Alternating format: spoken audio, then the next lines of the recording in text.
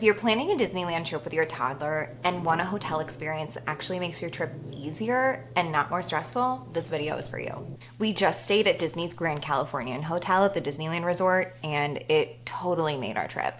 It's comfortable, convenient, and honestly feels like a vacation inside of your Disney vacation. In this video, I'm going to show you why Disney's Grand Californian Hotel is the best hotel when you're traveling with toddlers. From walkable park access to nap-friendly rooms, we're talking comfort and convenience right in the middle of the action. So let's get into it. So yes, Grand Californian is a Disney hotel. So it is located in the Disneyland bubble, but it is right smack dab in the middle of the Disneyland Resort. You get private entrances to Disney California Adventure, to Downtown Disney. There's no buses, there's no trams, there's no folding strollers. You can walk anywhere on the resort. This makes a huge difference when you're dealing with managing meltdowns, pushing strollers, or dragging toddlers who refuse to get in their strollers. You can avoid long walks and get straight to rest and comfort. So here's why the Grand Californian wins for toddlers. You have direct park access. Disneyland California Adventure, you have 2 entrances directly from Grand Californian Hotel into the park. So you don't have to leave your hotel to get into the park. If you're from the East Coast like me and used to going to Walt Disney World, this is a completely foreign concept. To get to Disneyland Park, you simply walk out of your hotel directly into Downtown Disney and walk through Downtown Disney into Disneyland Park, because Downtown Disney is also attached directly to the parks. There's no need to take any buses anywhere once you're on the resort. It's amazing. But for being right in the middle of the action, it's actually a really serene, peaceful experience in the hotel. The rooms are quiet, they're very well soundproofed, they have blackout curtains, the hallways are pretty quiet, they have balconies for parents to step out while kids are napping, or just for kids to go out and enjoy while you're taking some rest time at the end of the day or in the middle of the day. Next, I'm going to show you what our room actually looked like. We were originally assigned room 5535, which gave us a beautiful view of Downtown Disney, and we could even see Space Mountain from our room. However, that room did not have a pull-out sofa, which we wanted for our 4-year-old. So we called down and asked if we could have our room switched to have a pull-out couch. And so we were ultimately moved to room 4437, which still had a beautiful partial view of Downtown Disney, and we could even see the monorail, but unfortunately we just lost the Space Mountain view. It was just out of view. I was really impressed with how beautiful of a view we got for getting the partial view room, which is just one step up from the no view option. It was only about $20 more a night, which is a great value for what you got. I loved so much the fact that we could see the monorail running back and forth. That just makes you feel like you're right in the middle of the magic, you know? But next I'll show you a walkthrough of our room, and then I'll be right back.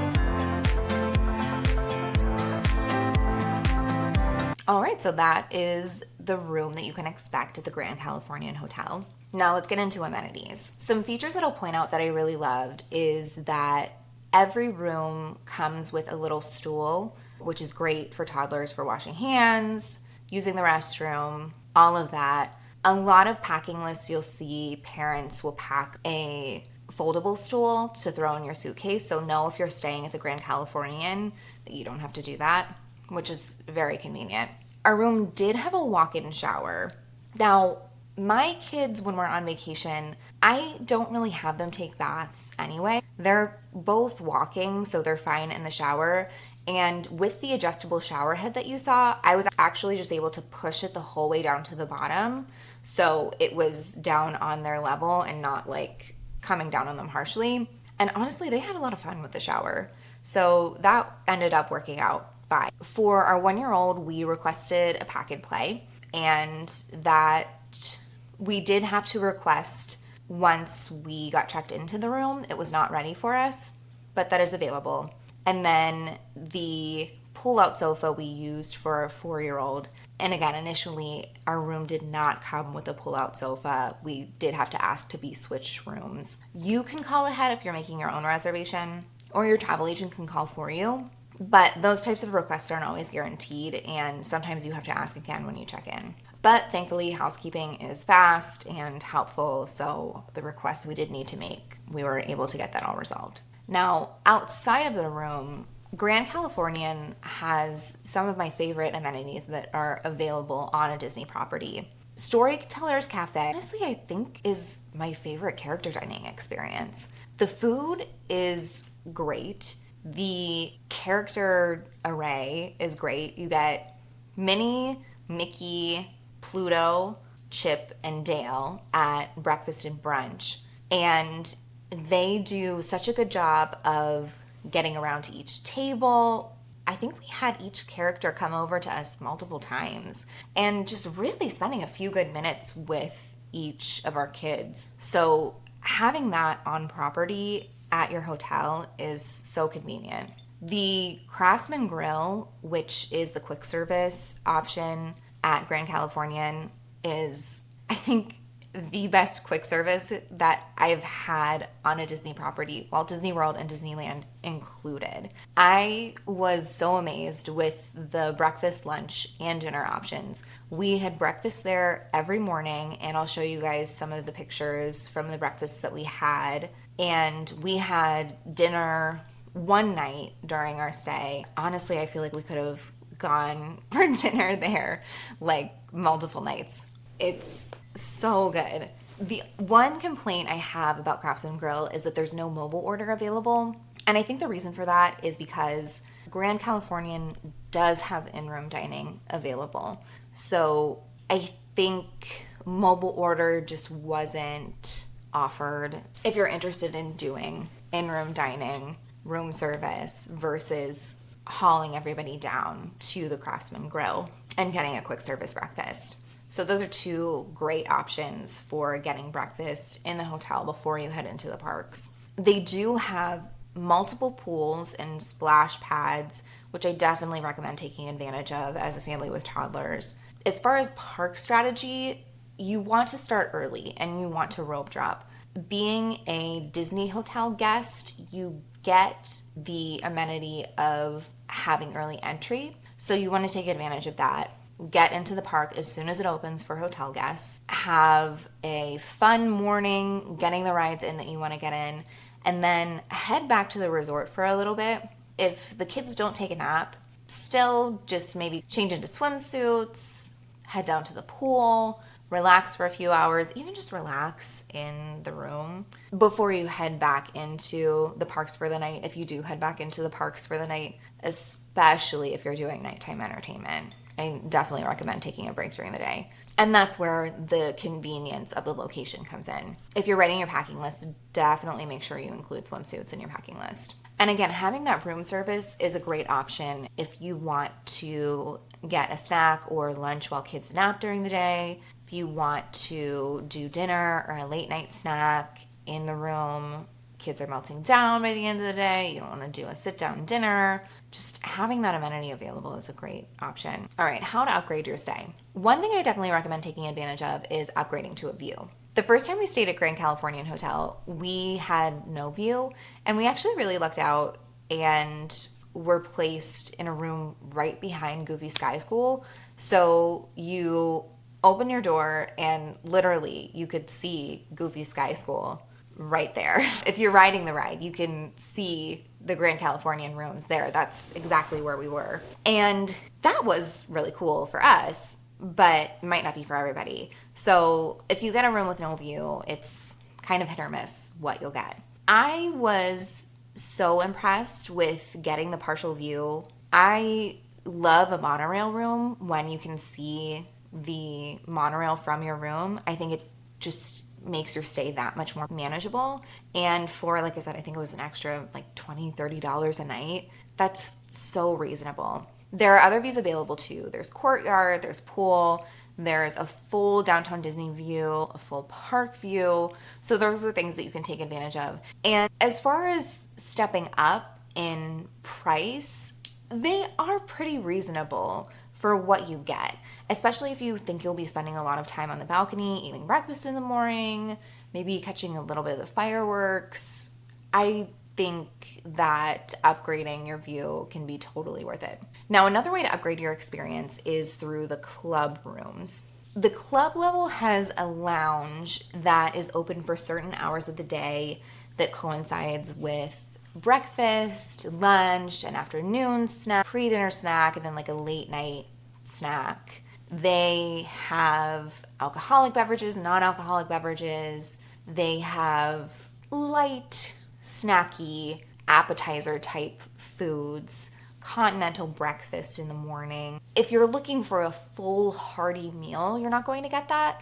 But if you just want something light to hold you over, that can be a great option. As far as families with toddlers, this can be a great option for being able to get a quick grab and go breakfast in the morning, being able to get a snack in the afternoon while toddlers nap, being able to grab a late night bite without having to leave the hotel. So in theory, I think there's definitely value in going club level. Another great perk that the club level has is access to the veranda at the Grand Californian Hotel. And that has beautiful fireworks views, and they pump in the music from the fireworks so you get the whole experience without having to leave the hotel. Now, the downside to the club level, and why I haven't done it myself, is the club level rooms are several $100s more per night than the non-club level rooms. So while I definitely see value in the perks that they're offering, I can't justify spending hundreds more. Now, like in the Disney sphere, there are other situations where I think going club level or like the concierge level can be a great option, like on Disney Cruise Line, because there are so many amenities that are offered. On Disney Cruise Line, you can get early access to excursions, to booking the adult dining, but in the Disneyland Club level, none of those benefits exist. It's just you get access to this lounge and to the veranda.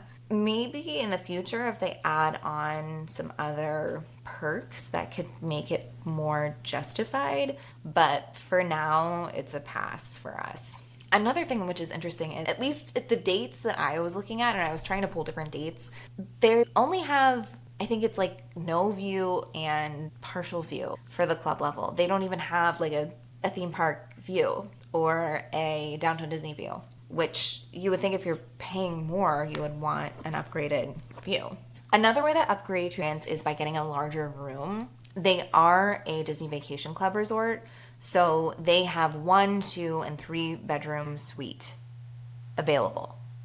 Those can be harder to snag because Disney Vacation Club members have priority access to those. So, and there is limited availability.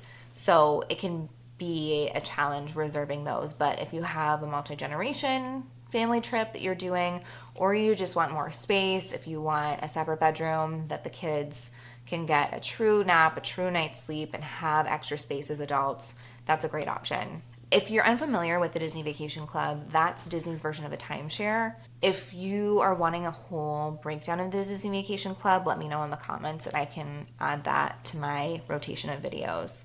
Some cons to be aware of with the Grand Californian Hotel. As I mentioned earlier with our room experience, there are certain amenities with the rooms that you're not able to reserve automatically when you're going through the hotel reservation process. Amenities like king bed versus queen beds, the pull-out sofa versus the non-pull-out sofa. Knowing that you're going to have to try to request those, maybe even when you arrive on property, can be a little bit time-consuming. Not the most streamlined process. Another con can be price. It's definitely the steepest price as far as Disney and non-Disney hotels when you're going to Disneyland. However, I think the price is totally justified based on location and the beauty of the hotel. I think it's totally worth it, and I think you will too if you're a toddler parent. But do be aware that there are definitely cheaper options available. Some honorable mention, Pixar Place is another Disney property, and it also has direct access to Disney California Adventure Park. You don't have direct access to downtown Disney. You do have to walk out and around. So Disneyland Park is definitely further to get to, but you do have access to one park, which is convenient. They also did recent renovations to Pixar Place, so the rooms are refreshed and they have the beautiful Pixar theming, so that can be really fun for younger kids. Another option is the Disneyland Hotel. It is a beautiful hotel, beautiful theming, a monorail slide that is so fun. What I don't love about it is that for being on property, it is far.